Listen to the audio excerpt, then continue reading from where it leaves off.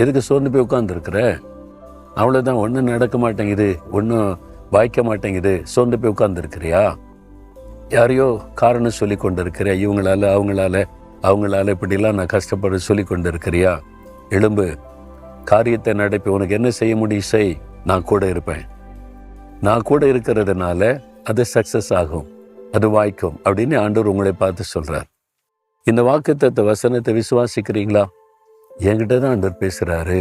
நான் தான் தயங்கிக்கிட்டே இருக்கிறேன். நான் இனி எழும்பி காரியத்தை நடப்பிக்கணும்.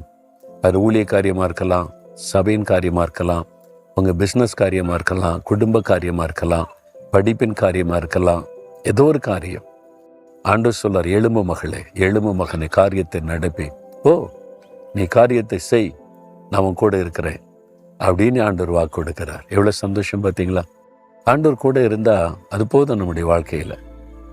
நான் அதான் பார்க்குறேன், என்னுடைய ஊழிய பாதையில ஆண்டவர் ஒரே வார்த்தை சொல்ல, நான் கூட இருக்கிறேன், நீ போ. அந்த ஒரு வார்த்தை போதும், அவ்வளோதான். நான் ஆண்டவர் கூட இருக்கிறார்ல, நான் போகிறேன், காரியம் ஜெயமாயிரும். அந்த ஒரு தைரியம் பலன் வந்துடும். அதே மாதிரி ஒரு பிரச்சனை இல்லாமல் ஜெயத்தோடு ஆண்டவர் நடத்தி தந்ததை நான் பார்த்திருக்கிறேன். உங்களுக்கு செய்ய போகிறார். இன்றைக்கு ஒரு தீர்மானத்தோட எழும்பு அப்படின்னு ஆண்டவர் சொல்றார். ஜெபிக்கலாமா? ஆண்டவரே, நீங்க சொல்லிட்டீங்க, நான் விசுவாசிக்கிறேன், நான் எழும்பி என்னால் முடிந்த காரியத்தை செய்கிறேன், நீங்க என் கூட இருந்து எல்லாத்தையும் நடத்தி கொடுங்க அப்படின்னு ஜெபிக்கிறீங்களா? ஜெபிக்கலாம். தகப்பனே, நீர் எங்க கூட இருக்கிறீங்க, நாங்கள் செய்கிற காரியத்தை ஜெயமாக்கி தருவீங்க, எழும்பு காரியத்தை நடப்பின்னு சொல்லிட்டீங்க, நான் செய்கிறேன் அப்படின்னு ஒப்பு கொடுத்து ஜெபிக்கிற இந்த மகன், இந்த மகள், இந்த தகப்பனார், இந்த தாயார், அவங்க செய்கிற காரியத்தை வாய்க்க பண்ணி ஜெயமாக்கி அவங்களை மகிழ பண்ணுங்க. இன்றையிலிருந்து ஒரு மாற்றம் நடக்கட்டும்.